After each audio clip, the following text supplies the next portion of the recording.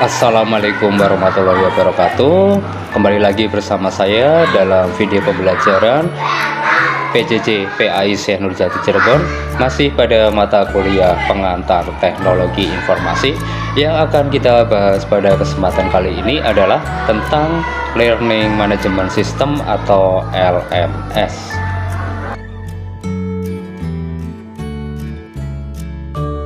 Di sini ditampilkan diagram tentang teknologi yang mendukung atau teknologi pendukung e-learning. Yang pertama adalah persiapan atau input. Inputnya terdiri dari pembuatan materi. Pembuatan materi bisa kita menggunakan aplikasi Office seperti PowerPoint dan lain-lain, atau animasi dari aplikasi Flash, maksudnya Flash Player di sini, dan lain-lain. Dan bisa kita gunakan hardware seperti handycam dan softwarenya video editor atau voice recorder atau voice editor juga bisa. Yang selanjutnya adalah setup environment atau yang di sini kita gunakan adalah LMS-nya. Yang kedua selanjutnya adalah pembelajaran atau delivery-nya. Kita bisa menggunakan email, chatting atau search engine. Search engine maksudnya di sini adalah seperti Google, Yahoo, dan apalagi ya banyak juga sih lainnya. Yang penting itu adalah engine untuk pencarian. Kemudian kita bisa menggunakan LMS, video conference, digital library juga bisa. Yang selanjutnya adalah evaluasi atau outputnya. Outputnya di sini kita bisa menggunakan email, chatting, video conference juga bisa, LMS juga bisa, SIAK atau SIAK juga bisa. Namun di situ juga jaringan dan infrastrukturnya juga harus mendukung di situ sebagai dasarnya.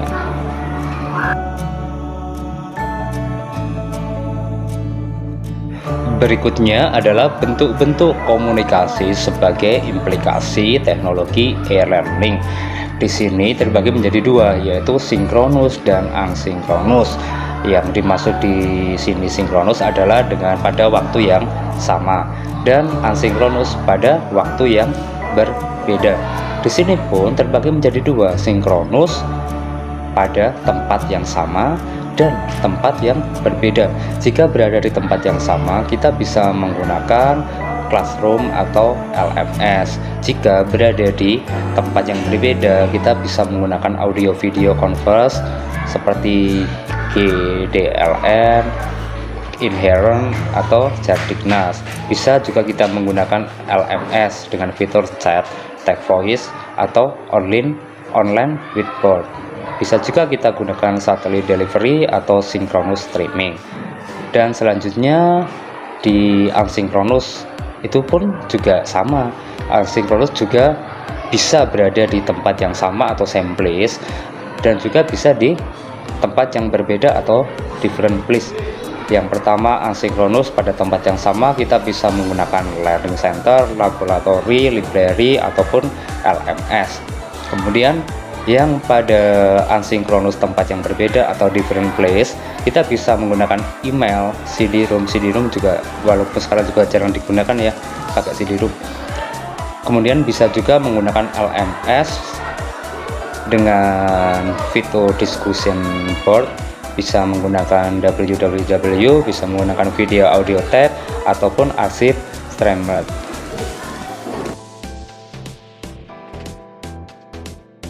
Yang berikutnya adalah definisi LMS.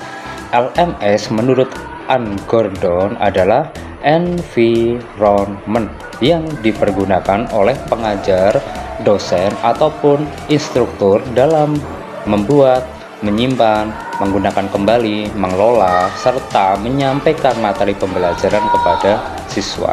Sedangkan definisi LMS menurut Wikipedia adalah sebuah perangkat lunak untuk menyampaikan, tracking, serta mengelola pembelajaran. Yang selanjutnya, LMS juga bisa disebut merupakan perangkat lunak untuk memfasilitasi kegiatan belajar mengajar. Bayangkanlah suatu kegiatan belajar mengajar dalam kelas konvensional atau tatap muka Guru atau dosen memberikan materi menggunakan OHP, infocus, ataupun papan tulis. Siswa berdiskusi dengan siswa lainnya. Siswa bertanya pada guru ataupun dosen. Siswa mengikuti kuis, siswa mengerjakan tugas, siswa mencari informasi misal di buku, perpustakaan, dan lain-lain, presentasi, hasil tugas, dan sebagainya.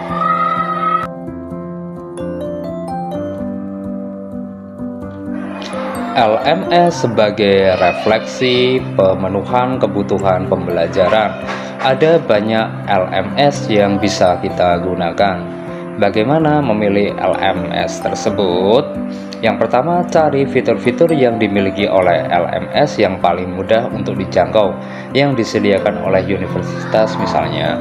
Yang selanjutnya, evaluasi apakah fitur-fitur yang tersedia mampu mengakomodir metode pembelajaran yang ada dipergunakan atau tidaknya.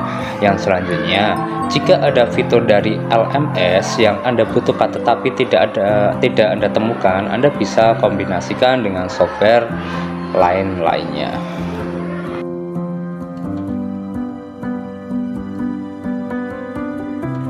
Yang selanjutnya adalah aktivitas-aktivitas dalam metode pembelajaran teacher center, yang merupakan metode pembelajaran yang bersifat konvensional, pengajar sebagai pusat pembelajarannya. Yang selanjutnya, siswa sebagai pendengar ataupun penerima materi. Kemudian interaksi antar pengajar dan siswa, serta siswa dan siswa yang minimum. Kemudian teori belajar yang paling berpengaruh saat ini adalah teori constructivity menurut Davey and Cunningham tahun 96 ya. Kemudian constructivity learning setting atau belajar adalah pemahaman yang didapatkan melalui cara-cara aktif dan siswa dituntut untuk mampu mengkonstruksi pengetahuan. Selanjutnya, student centered learning merupakan pembelajaran yang didasarkan pada model constructivity tersebut.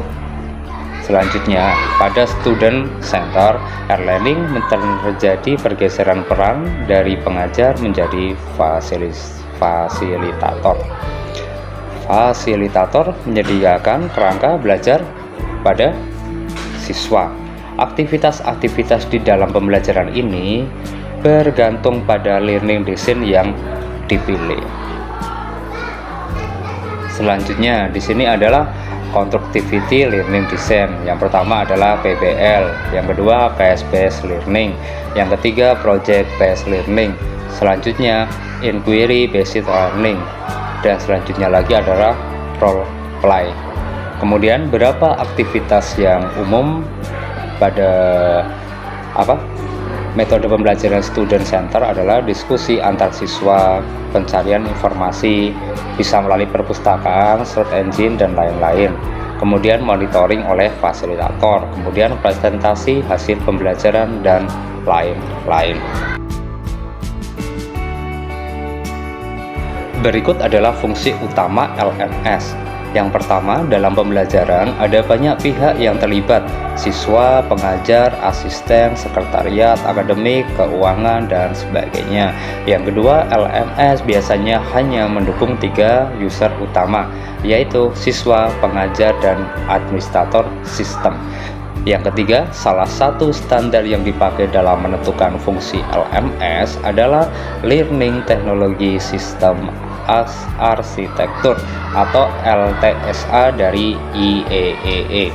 Kemudian LTSA adalah arsitektur yang menggambarkan rancangan sistem level tinggi beserta komponen-komponennya, yang merupakan hasil penelitian yang dilakukan oleh divisi Edutol dari Ference Intercorporation. Fungsi utama LMS selanjutnya di sini ada komponen sistem LTSA, dan kita bisa lihat di diagram berikut. Proses yang meliputi entitas siswa, evaluasi, pelatihan, dan pengiriman. Proses deskripsikan dengan batasan input, proses atau fungsionalitas, dan output.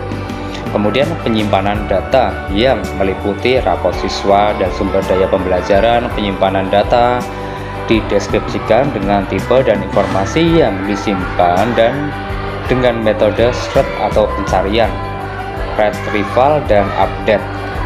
Kemudian aliran data yang meliputi perilaku, penilaian, informasi siswa, query, info katalog, lokator, materi pembelajaran, multimedia, konteks, interaksi, dan preferensi pembelajaran.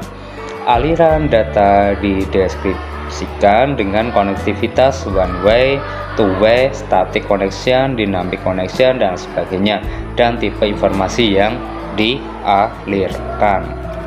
Kemudian fungsi utama LMS yang selanjutnya adalah student management, yaitu menyediakan fungsi-fungsi terkait dengan pengaturan siswa.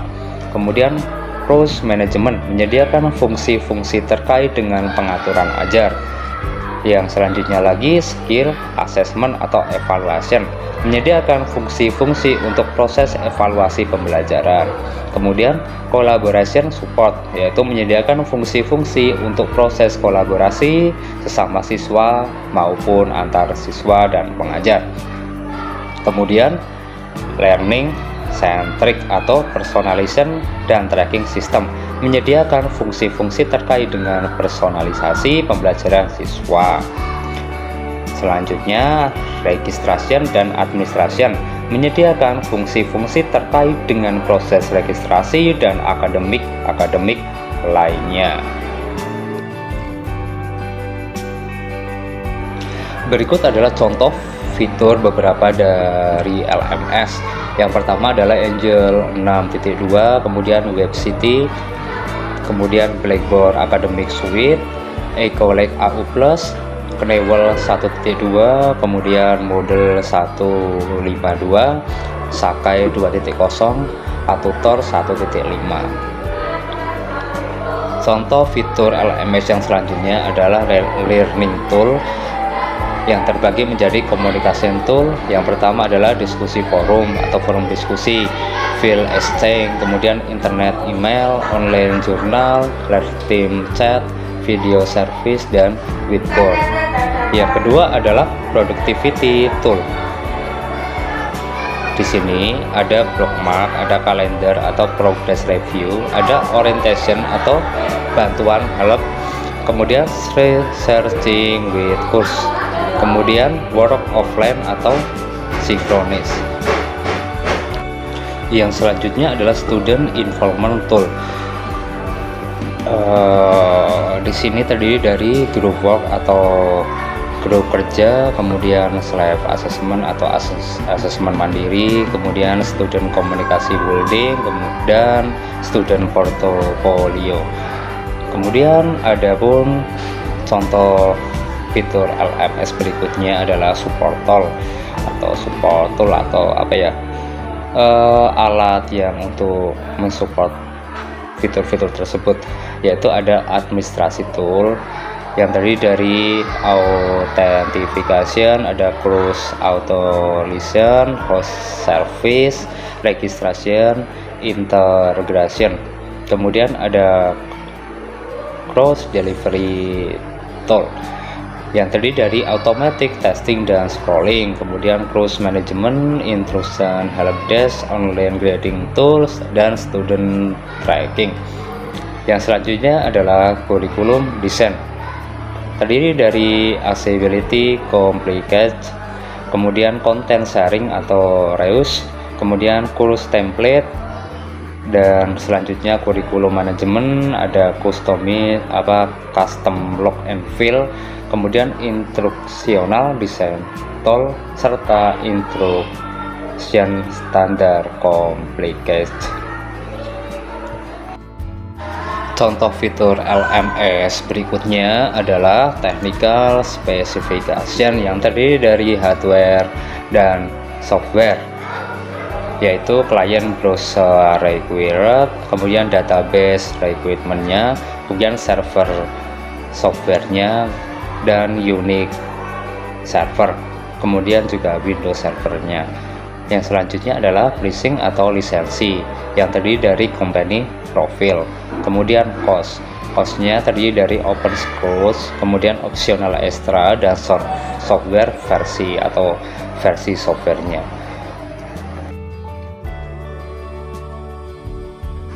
Dari materi yang kita bahas, maka kita bisa menarik kesimpulan. Yang pertama adalah Learning Management System atau LMS merupakan alat yang penting dalam dunia pendidikan saat ini, yang memberikan banyak manfaat dalam hal efisiensi dan skalabilitas serta personifikasi pembelajaran.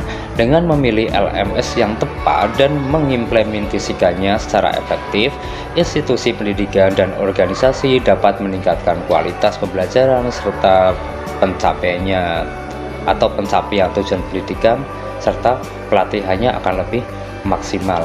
Yang kedua, LMS merupakan perangkat lunak yang memfasilitasi proses pembelajaran. Kemudian yang ketiga, memilih LMS harus disesuaikan dengan metode pembelajaran yang dipergunakan.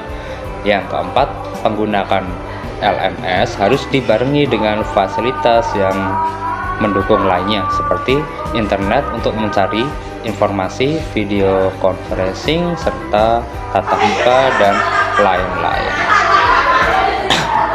Mungkin cukup sekian materi tentang LMS atau Learning Management System. Sampai bertemu lagi di video pembelajaran selanjutnya.